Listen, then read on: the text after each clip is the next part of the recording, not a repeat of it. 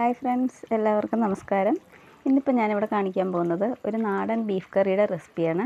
ഇത് നമുക്ക് ചോറിൻ്റെ കൂടെയും ചപ്പാത്തിയുടെ കൂടെയും ഇടിയപ്പത്തിൻ്റെ കൂടെ അപ്പത്തിൻ്റെ കൂടെ ഒക്കെ കഴിക്കാൻ പറ്റും. അപ്പോൾ ഇതെങ്ങനെയാണ് തയ്യാറാക്കിയെടുക്കുകയെന്ന് നമുക്ക് നോക്കാം. ഇതിനായിട്ടിപ്പോൾ ഞാനൊരു 800 ഗ്രാം ബീഫ് നല്ല വൃത്തിക്ക് കഴുകി എടുത്തിട്ടുണ്ട്. അപ്പോൾ അതിലെ വെള്ളമൊക്കെ കളഞ്ഞാണ് എടുത്തിരിക്കുന്നത്. ഇനി നമുക്കിതൊന്ന് വേവിച്ചെടുക്കണം. അപ്പോൾ ഞാൻ ബീഫ് ഇപ്പോൾ കുക്കറിൽ ഇട്ട് കൊടുത്തിട്ടുണ്ട്. ഇനി നമുക്കിതിലേക്ക് കുറച്ച് പൊടികൾ ഇട്ട് കൊടുക്കണം. അപ്പോൾ ആദ്യം ഒരു 1/2 ടീസ്പൂൺ മഞ്ഞൾപ്പൊടി, 1/2 ടീസ്പൂൺ കുരുമുളക് പൊടി, പിന്നെ ഒരു 1/2 ടീസ്പൂൺ ഗരം മസാല പൗഡർ, പിന്നെ നമ്മൾ ആവശ്യത്തിന് ഉപ്പും കൂടി ഇതിലേക്ക് ഇട്ട് കൊടുക്കണം. ഇനി നമുക്കിതിലേക്ക് കുറച്ച് പച്ച വെളിച്ചെണ്ണ ഒഴിച്ചു കൊടുക്കാം. എന്നിട്ട് കൈ കൊണ്ട് നന്നായിട്ടൊന്ന് തിരുമ്മി കൊടുക്കാം. ഞാനിനിയിപ്പോൾ ഇത് വേകാൻ വേണ്ടിയിട്ട് ഇതിലേക്ക് വെള്ളമൊന്നും ഒഴിച്ച് കൊടുക്കുന്നില്ല, കാരണം നമ്മുടെ ബീഫിൽ അത്യാവശ്യം വെള്ളം ഉണ്ടാവുമല്ലോ. അപ്പം ഇതിനെ അടച്ച് വെച്ച് ഒന്ന് വേവിച്ചെടുക്കണം. ഞാനൊരു ഹൈ ഫ്ലെയിമിലിട്ടിട്ട് 4 വിസിലാണ് അടിക്കുന്നത്. അപ്പോഴേക്കും നമ്മുടെ ബീഫൊക്കെ നന്നായിട്ട് വെന്ത് കിട്ടിയിട്ടുണ്ടാകും. പിന്നെ ഓരോരുത്തരുടെ കുക്കറിനും അതുപോലെ തന്നെ ബീഫിനൊക്കെ അനുസരിച്ച് ചെറിയ ചെറിയ വ്യത്യാസങ്ങളൊക്കെ വരും. അപ്പോൾ ഇതൊന്ന് വേവിച്ചെടുത്തിട്ട് വരാം. ഇനി നമുക്കിതിലേക്ക് വേണ്ട മസാല ഒന്ന് തയ്യാറാക്കിയെടുക്കാം. അപ്പോൾ ഞാനൊരു ചട്ടി അടുപ്പത്ത് വെച്ച് കൊടുത്തിട്ടുണ്ട്. അപ്പോൾ അതിലേക്ക് നമുക്ക് വെളിച്ചെണ്ണ ഒഴിച്ചു കൊടുക്കാം. ഈ വെളിച്ചെണ്ണയൊക്കെ നന്നായിട്ടൊന്ന് ചൂടായി വരട്ടെ. ഇപ്പോൾ നമ്മുടെ വെളിച്ചെണ്ണയൊക്കെ അത്യാവശ്യം ചൂടായി വന്നിട്ടുണ്ട്. ഇനി നമുക്കിതിലേക്ക് മീഡിയം സൈസിലുള്ള ഒരു സവാളയും അതുപോലെ തന്നെ ഒരു 10-12 ചെറിയുള്ളിയും കൂടി ഇട്ട് കൊടുക്കുക. പിന്നെ കുറച്ച് കറിവേപ്പിലയും കൂടി ഇട്ട് കൊടുക്കുന്നുണ്ട്. അപ്പോൾ നിങ്ങൾക്ക് വേണമെങ്കിൽ സവാളയ്ക്ക് പകരം മുഴുവനായിട്ട് ചെറിയുള്ളി ഇട്ട് കൊടുത്താൽ മതി. ഒരു 25 എടുത്താൽ മതി. ഇത് നന്നായിട്ടൊന്ന് വഴറ്റി കൊടുക്കുക. നമ്മളിതിലേക്ക് ഉപ്പിട്ട് കൊടുത്തിട്ടില്ല. അപ്പോൾ നമുക്കിതിലേക്ക് കുറച്ച് ഉപ്പും കൂടി ഇട്ട് കൊടുക്കാം. എന്നിട്ട് നന്നായിട്ടൊന്ന് വഴറ്റി കൊടുക്കാം.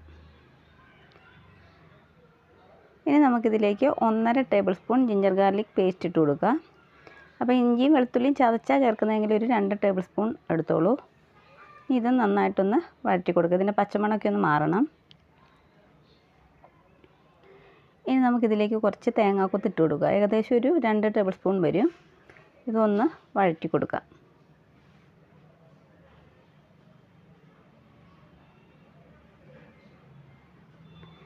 ഇനി നമുക്കിതിലേക്ക് മീഡിയം സൈസിലുള്ള ഒരു തക്കാളിയും കൂടി ഇട്ട് കൊടുക്കാം.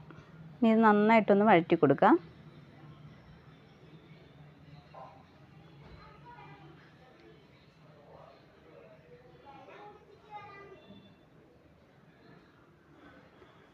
ഇപ്പം നമ്മുടെ സവാള അതുപോലെ തക്കാളിക്ക് അത്യാവശ്യം നന്നായിട്ടൊന്ന് വഴന്നു വന്നിട്ടുണ്ട്.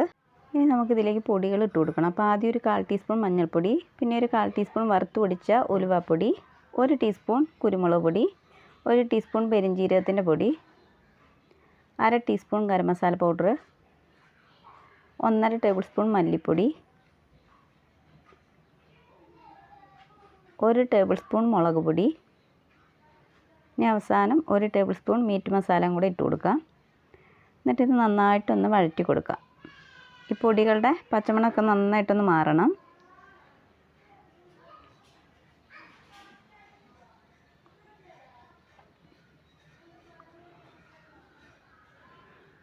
ഇപ്പോൾ നമ്മുടെ പൊടികളുടെ പച്ചമണമൊക്കെ മാറി വന്നിട്ടുണ്ട്. ഇനി നമുക്കിതിലേക്ക് നമ്മൾ വേവിച്ച് വെച്ചിരിക്കുന്ന ബീഫ് ഇട്ട് കൊടുക്കാം. ഇതിനി എല്ലാതും കൂടെ നന്നായിട്ടൊന്ന് മിക്സ് ചെയ്യണം. അപ്പോൾ പൊടികളൊക്കെ എല്ലാ ഭാഗത്തേക്കും വരത്തക്ക രീതിയിൽ നന്നായിട്ടൊന്ന് മിക്സ് ചെയ്തെടുക്കാം.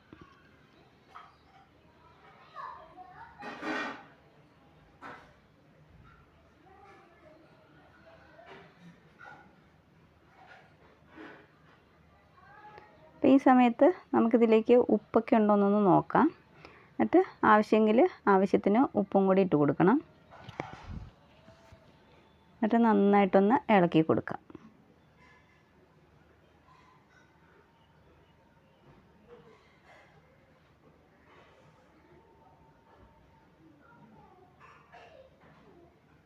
ഇനി നമുക്ക് ഇതിലേക്ക് വെള്ളം ഒഴിച്ചു കൊടുക്കണം. അപ്പോൾ ഞാനൊരു 2 കപ്പ് വെള്ളം ഒഴിച്ചു കൊടുക്കുന്നുണ്ട്.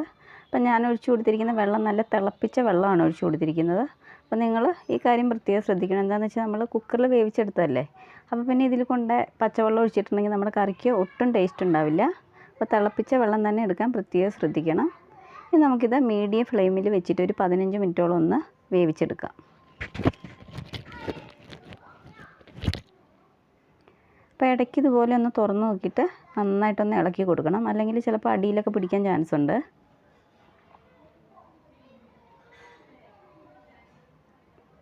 നമുക്കിത് വീണ്ടും ഒന്നുകൂടി ഒന്ന് അടച്ചു വെച്ച് വേവിക്കാം.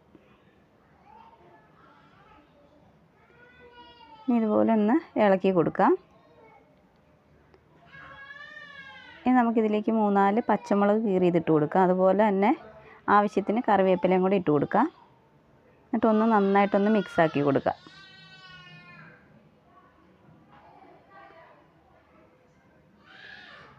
ഇതിന് നമുക്ക് വീണ്ടും ഒന്നുകൂടി ഒന്ന് അടച്ചു വെച്ച് വേവിക്കണം.